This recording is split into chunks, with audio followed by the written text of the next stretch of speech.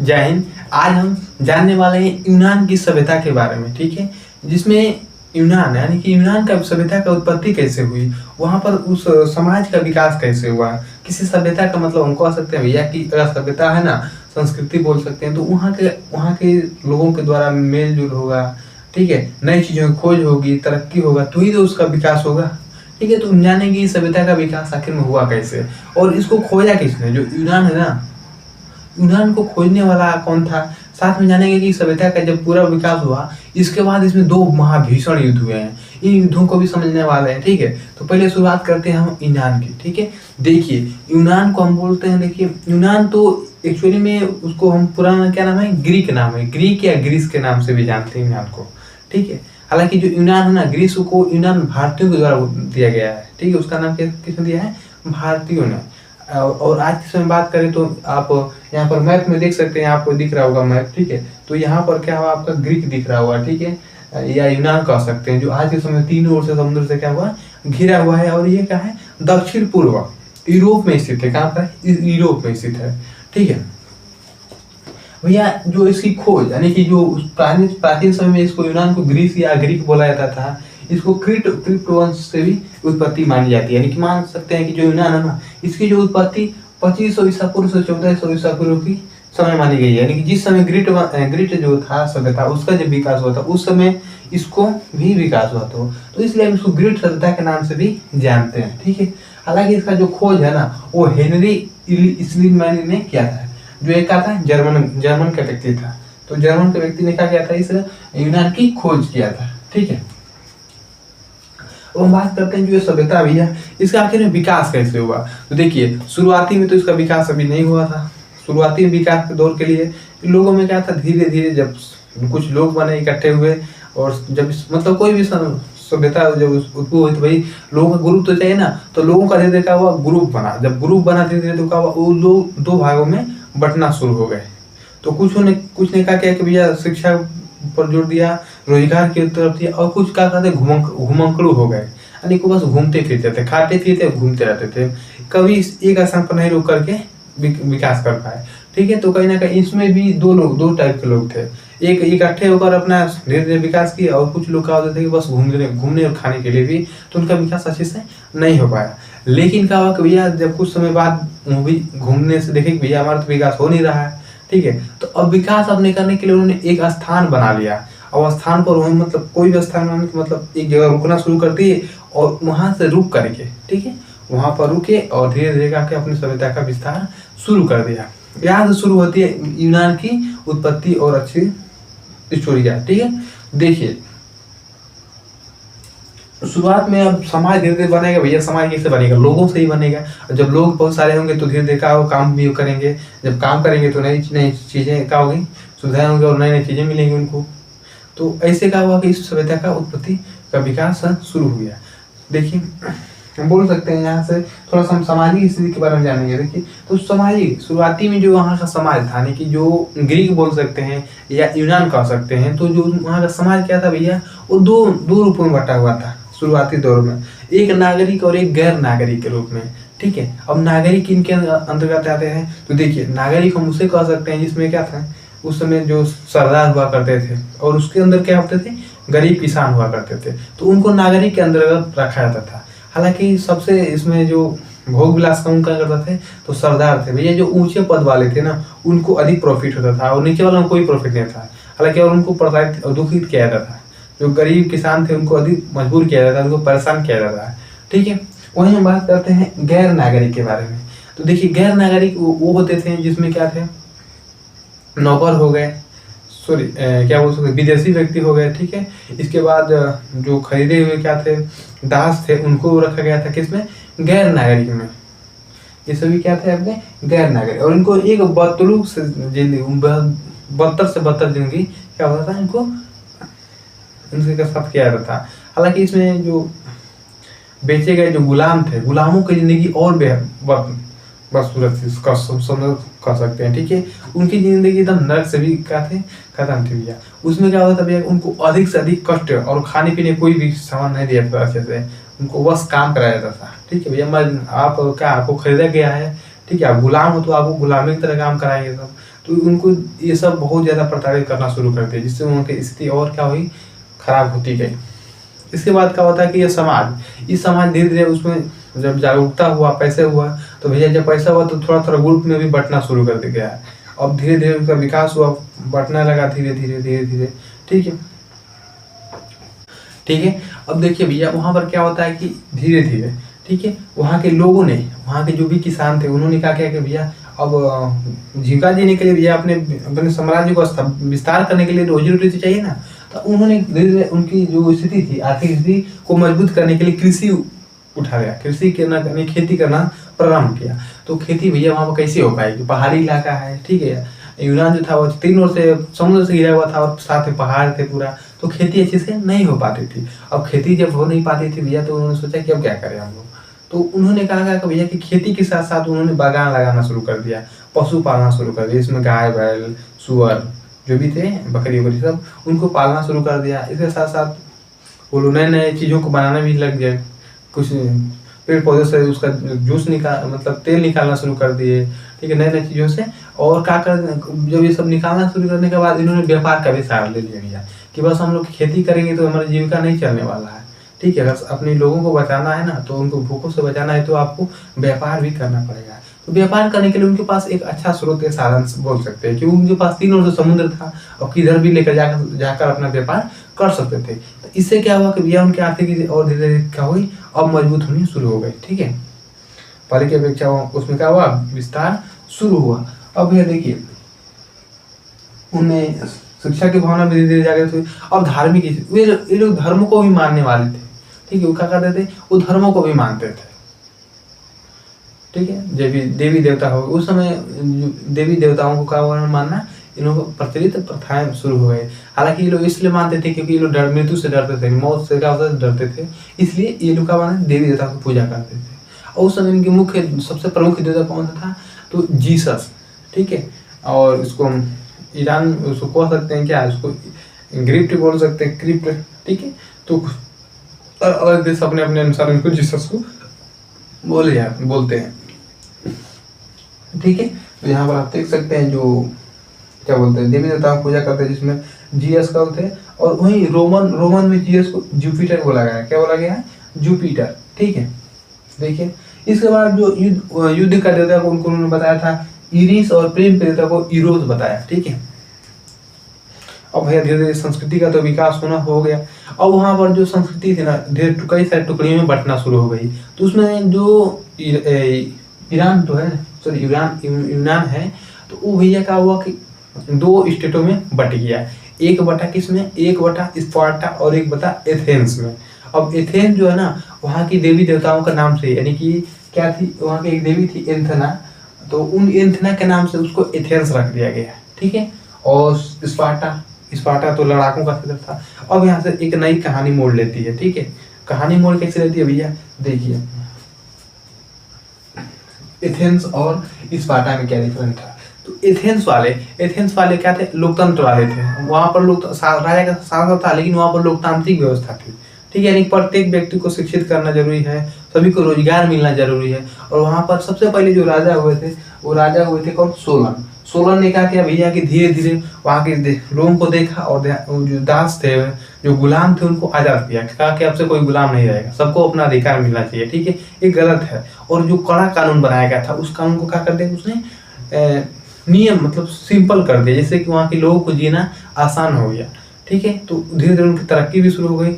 अब शिक्षा का भी उसने विशेष ध्यान दिया, ठीक है। उसने कहा कि भैया कि जो 6 से 14 वर्ष के बच्चे थे, उनको पढ़ना लिखना अनिवार्य कर दिया कि भैया आप सभी को पढ़ना है। इसके बाद 14 से 18 तक को मैथ और मतलब बेसिक चीजें सिखाया गया 14 वर्ष तक। इसके बाद मैथ और साहित्य का योगदान दिया गया 18 वर्ष तक। और 18 से जो भी था 1-2 वर्ष जो था, उसमें उस सैन्य परीक्षण भी दिया जाता है, यानी सैनिक शिक्षा भी दी जाती थी, ठीक है। किसमें, इसमें होता था एथेंस वालों के लिए। वही बात करते हैं स्पार्टा वालों के लिए। तो स्पार्टा का जीवन कैसा था भैया, तो स्पार्टा वालों का ये ज्यादा महत्व नहीं देते थे, ये शिक्षा कम बनाते थे, ये सैनिक व्यवस्था पर ज्यादा महत्व देते थे, ठीक है। अब देखिए ये शुरू से जब भी कोई बच्चा होता था ना 6-7 साल का, तो उसको इसके बाद क्या कर लेते, एडॉप्ट कर लेते थे अपने व्यवस्था में, अपने सैनिक उसमें, और उसको शुरुआती से संघर्ष कराना शुरू कर देते थे भैया, शुरुआती से। अब छोटा बच्चे आप लोग चाइना में देखे होंगे कुछ जो कुंफू वाले होते हैं ना, तो छोटे बच्चों से क्या प्रैक्टिस कराना शुरू कर देते हैं। देखो एक से कठिन उनको टास्क दिए जाते हैं करने के लिए, ठीक है। अगर बड़े व्यक्ति को करेंगे तो नहीं कर पाएंगे, और पैर देखते हैं पैर उस पर चढ़ा लेते हैं, मूड़ी करिया पूरा तोड़ देते हैं। तो वो बेसिक से छोटे वर्ष से करते आ रहे हैं, तो इनको पूरे शरीर को अपने वजह से बना लिया। लेकिन अब कोई बुढ़े व्यक्ति से या आधी उम्र बीत जाने के बाद करने के बाद नहीं कर पाएगा, टूट जाएगा, करके नहीं पता चलेगा करिया टूट गया, ठीक है। तो भैया वो अगर कोई इस चीज़ को अपने आप को स्ट्रांग करना है तो भैया शुरू से ही आपको करनी पड़ेगी। तो वहाँ के लोग जो स्पार्टा के लोग थे बहुत क्या थे, ये लड़ाकू थे और अपने आप को हिस्ट पुष्ट बनाते थे। हालांकि वहाँ के जो बच्चों थे, जो कोई भी बच्चा अगर होता था, ठीक है, तो अगर कमजोर बच्चा है तो उसको मार देते या तो उसको हटा देते, नहीं ये नहीं रहेगा, ठीक है।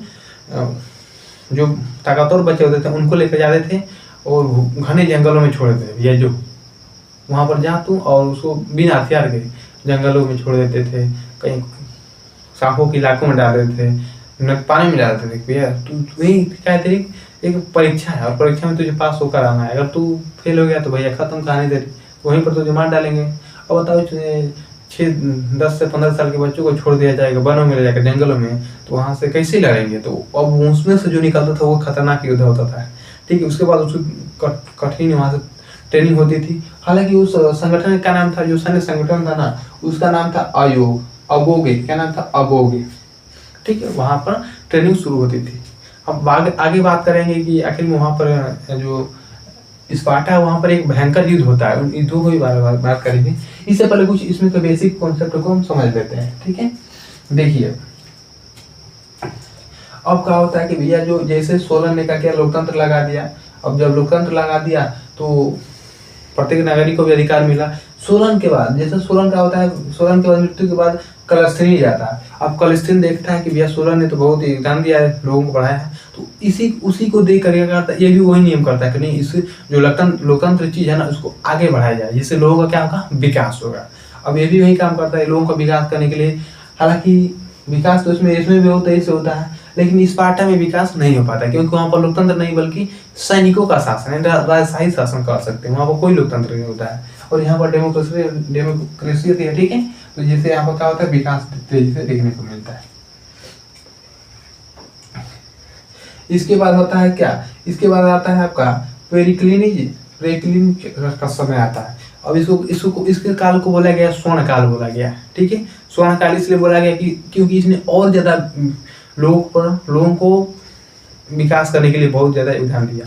इसने कहा कि शिक्षा का भी स्तर बढ़ाया, प्रत्येक व्यक्ति को शिक्षित करने का अधिकार इसने दे दिया। वही साथ में पुरुषों के साथ महिलाओं को भी अधिकार, कोई लड़ना होगा, पढ़ाई करना होगा, हर चीज में इसको अधिकार इसने देना शुरू कर दिया, ठीक है। और साथ में जो भी कड़े जो नियम थे उसको खत्म कर दिया। इसने कहा कि नहीं, जैसे कड़े नियम नहीं थे, सबको एक सरल नियम दिया जाना चाहिए, सबको एक सरल कानून लगाना चाहिए, ठीक है।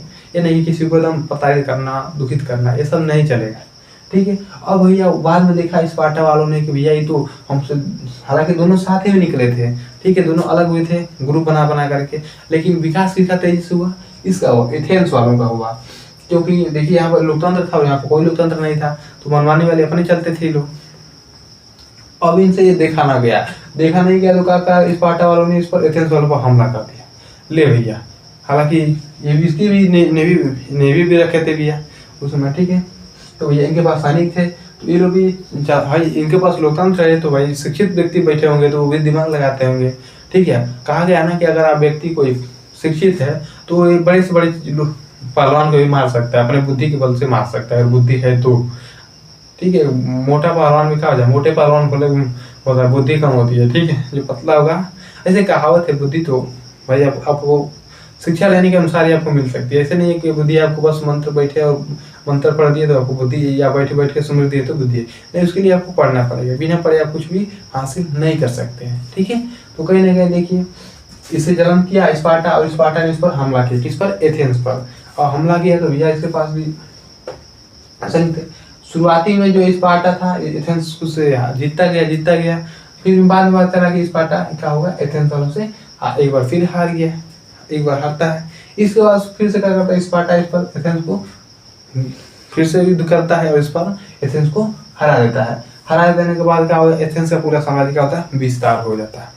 अब भैया बाहरी देश वाले भी इस पर लापरवाही देख रहे थे कि क्यों ना हम लोग भी हमला करके इसको जीत लें, एथेंस पूरे जो यूनान है उसको हमला का शासन हो जाए। ठीक है, अब थोड़ा सा शासन से पहले हम कुछ साहित्य के क्षेत्र में भी जानते हैं। देखिए, तो जो यूनान है, यूनान ने कहा क्या भैया, शिक्षा और साहित्य पर इसने बहुत जोरों शोरों में जोर दिया। इसने कहा क्या भैया कि देखिए, इसी समय में नए नए साहित्यकार हुए, उन्होंने नई नई रचनाएं लिखी। ठीक है, हालांकि जो रचनाएं थी देखिए, उसमें रचनाओं में इलियड और ओडिसी ओडिसी जो रचना थी वो बहुत प्रसिद्ध मानी गई, उसको रामायण और महाभारत से तुलना किया गया। ठीक है, इलियड ओडिसी को, क्योंकि उसमें भी दार्शनिक चिंतन, एक व्यक्ति के मानवीय चित्रों को दर्शा रहा। ठीक है, एक आत्मसम्मान हो गया। ठीक है, सत्य के रास्ता अपनाना। ठीक है, कैसे अपने कर्तव्य का पालन करना, इन सभी चीजों को उसमें दिखाया गया। तो कहीं ना कहीं इसका तुलना किससे कर दी, रामायण और महाभारत से, इलियड और ओडिसी को। ठीक है, हालांकि इन्होंने अपनी जो भाषा है तो बोलते नहीं थे, इनको लिपि का ज्ञान हुआ था। लिपि के ज्ञान को मतलब इन्होंने कहा क्या कि स्वयं स्वरों को, अपने भाषा को, स्वर को उत्पन्न किया और एक बनाया एक नई भाषा। ठीक है, और वहां से इन्होंने एक भाषा को अपनी पूरी उतार दिया छवि के रूप में, बोलना सीख के। ठीक है, बात करते हैं तो देखिए, इसके साथ एक कलाओं में क्या थे, इनको धीरे धीरे कला भी बहुत ज्यादा बढ़िया बढ़िया बनाते थे। कोई घैला हुआ है जो मट्टी का होता था, उस पर बहुत सारे डिजाइनिंग आपको देखे होंगे। आज के समय में तो बहुत कम हो गया है, क्योंकि लोग मट्टी के घड़े का प्रयोग नहीं कर रहे हैं, लेकिन प्राचीन समय में मट्टी के घड़े में ही लोग खाना पीना कुछ भी करते थे, उसी में करते थे। तो उसमें बहुत ही कलाकारियाँ होती थी, पेंटिंग बनाते थे उस समय कुछ। और हालांकि ऐसे पेंटिंग तो नहीं होते थे, लेकिन वो पत्थरों पर काट देते थे या कुछ कागजों पर, पत्तियों पर, ऐसे पेंटिंग अच्छे से बनाकर खाते थे। और मूर्तियाँ बहुत कलाकारी से बनाते थे। तो उस समय बहुत ज़्यादा विकास हुआ कला का। ठीक है, हालांकि उस समय ना जियस और एथना की मूर्ति बहुत ज़्यादा क्या हुई, आश्चर्य, लोग उससे आश्चर्यपूर्वक देखते थे। बहुत ही धाकड़ से मूर्तियाँ बनाते थे उस समय प्राचीन के लोग, प्राचीन समय वाले। ठीक है, इसके बाद यह दर्शन और विकास, दर्शन और विज्ञान का विकास हुआ, बहुत जोरों से विकास हुआ। इसमें थेल्स थे, पाइथागोरस थे, अरस्तु, सुकरात, अफ्लातून और यूक्लिड। अब इसमें मैथमेटिक्स मिलेंगे, जीव विज्ञान वाले, अधिकांश जो वैज्ञानिक है आपको कहाँ से मिलेंगे, यूनान से ही मिलेंगे। ठीक है, उन्होंने सोचा, पृथ्वी के बारे में उन्होंने पता लगाया कि आखिर उल्का पिंड पृथ्वी पर कैसे गिरती है, क्या कारण है, इन सभी चीज़ों को उन्होंने बताया। मैथमेटिक्स के बड़े बड़े सॉल्यूशन को छोटे में किया जाए और उसको जीवन कैसे चलता है, इन सभी चीज़ों को अच्छे से उन्हें अध्ययन किया और उस चीज़ को बताया। प्रत्येक व्यक्ति अपने अनुसार जो अपने कर्म के अनुसार होता है, अपने आप को ढाल सकता है। ठीक है, तो बहुत से इन्होंने जानकारी दी। इसके साथ इन्होंने साहित्य में इन्होंने सुखांत और दुखांत नामक नाटकों को भी लिखे, जिसमें सुख का भी नाटक होते थे और दुख वाले भी नाटक होते थे, पात्र को बताया इन्होंने। ठीक है, अब धीरे धीरे भैया जो ये सभ्यता थी, इसने कहा कि भैया आगे चल करके जब पूरा विकास हो गया तो धीरे धीरे इसमें और कठोरता, शत्रुता बढ़ता गया। अब इसके बाद युद्ध होता है घमासान। किससे युद्ध होता है भैया, देखिए स्पार्टा और होता है, देखिए कहाँ पर गया, जरक्सीज। हालांकि जो जरक्सीज था, इसके पिता दारियुस ने एक बार फिर से कहा क्या था, जो स्पार्टा पर हमला किए थे, तो उस समय जो पूरे जो ग्रुप बने थे, एथेंस और स्पार्टा, इन्होंने मिल करके इसको मारा थे, पिताजी को मार डालेंगे थे। फिर जब हमला करो तो पिटे पे कर बच, दूसरा घर में जाकर तो हम मारेगी बत तो मर भी गई इंसान। ठीक है, तो वहां पर गया ये, तो उसको मार डाले, युद्ध में हार गया, वो मारा गया। तो उसका बदला लेने के लिए इस जरक्सीज, आपने 300 लोगों खाली एक मूवी है 2006 में आई थी, उसको आपने देखा होगा। इसमें से जरक्सीज जो होता है पूरा लगता है ससुरा के का है, एक महिला है, पूरा ऊपर से नीचे तक सोना का पहना होता है, मुंह में काम पता नहीं कहाँ छेदवा कर रखा होता है। ठीक है, और उसके लिए स्पेशल घर बनाया था, उसको बैठने के लिए एक स्पेशल गद्दा होता है, और उस पर उसको सवारी के मतलब जो कहार होते हैं, करीबन 200 से कहार उसको ढो कर लेके जाते हैं, डोली पर चलता है बड़े वाले आसन पर। ठीक है, तो उससे भिड़ंत होती है, किससे, स्पार्टा वालों से। और धाकर भैया ये भी कोई अच्छे खिलाड़ी नहीं है, तो आपको 6 साल में इसको छोड़ दिया था वनों में ले जाकर के, चल वहाँ पर ट्रेनिंग खतरनाक, और उसके बाद जाते थे, कठोर ट्रेनिंग होती थी। और ट्रेनिंग के बाद वो कहा हम, और इनके साथ एक व्यवस्था भी लगाया था कि ये अपने जो महिलाएं थी ना, शादी होते थे और जो अपनी महिलाओं से, पत्नियों से दिन में कभी नहीं मिल सकते थे, उनको हमेशा सैन्य परीक्षण वहीं पर आना पड़ता था, रात में बस इनको मिलने का आदेश जारी हुआ था। तो अब इनसे युद्ध होता है। तो उस समय जो इसका राजा होता था लियोनदास होता है। क्या होता है? लियोनदास। और इधर विपक्षी वाला कौन होता है भैया? जर्सी। ये अपने पिता दारियुस का बदला लेने के लिए क्या करता है? इस युद्ध को बोला गया थर्मोपाइल्स। ठीक है, थर्मोपाइल्स का युद्ध होता है जिसमें लियोनदास और जर्सिस के बीच आपस में क्या होता है? भयंकर युद्ध होता है। अब युद्ध होने से पहले भैया देखिए, इसमें कुछ सैनिक होते हैं 300 सैनिक, 300 से ऊपर भी है, अधिकांश इसमें 300 बताया गया। ठीक है, तो लियोनदास ने अपने 300 सैनिकों के साथ, ठीक है, क्या करता है? इस जर्सिस पर हमले करता है, हमले के लिए जाता है, क्योंकि इसने हमला के लिए तो अंदर आ ही गया था, जिससे पहाड़ी इलाकों से एक करते हैं हमला करने जाते हैं। तो अभी जरक्सन देखता है तो ये बोलता है कि बता रहे हैं तेरे को, अभी अपने जो भी सैनिकों को लेकर, ये भी सैनिक लेकर आता है, करीबन 1 लाख से 3 लाख प्लस सैनिक लेकर आता है उसको मारने के लिए। किसको? इन सब आटा वालों को। बोलता है कि ये तो इनको धुआं में छुड़ा देंगे, लेकिन ये भी कच्चा खिलाड़ी होना है। ठीक है, जैसे आते हैं अब ये क्या करते हैं? ये तीरों से वार करना शुरू करते हैं। पूरा ऐसे लगता है कि पूरे आसमान में क्या हो गए? बादल छा गए काले, एकदम लगातार लाखों हजारों पूरा तीर धड़ाधड़ धड़ाधड़। तो ये भी छोड़ता है। तो हालांकि ये भी अपने सेफ्टी लेकर आए होते हैं। आगे इनका कवच होता है, वो कवच को लगा देते हैं और उसमें एक तलवार होती है अंदर से और एक भाला लिए होते हैं। इनकी खास बात है कि एक लंबे से भाला भी साथ में लिए होते हैं। ठीक है, और अंदर एक तलवार की खींची होती है। आप यहाँ पर इमेज देख रहे होंगे स्पार्टा वालों के, जो शस्त्र कैसे हैं और वो कैसे दिखते थे, और रेड कपड़े भी वो पहनते थे। ठीक है, साथ में हम यहाँ पर आपको दिखा रहे हैं। देखिए यहाँ पर जो क्या बोलते हैं जर्सीज कैसा दिखता है, ये भी आप देख सकते हैं। ठीक है, तो देखिए इसके बाद भैया वो हमले करता है, और हमले करने पर क्या होता है? वो अपने कवच को आगे कर लेते हैं और सारे बच जाते हैं। जो तीर का होता है विफल हो जाता है। इसके बाद ये मार काट शुरू होती है। करीबन 2 से 3 साल तक चलता है ये युद्ध, और भयंकर युद्ध चलता है। इतना रक्तपात करते, इतना मारते हैं सब ना, कि उसका हद ही नहीं है।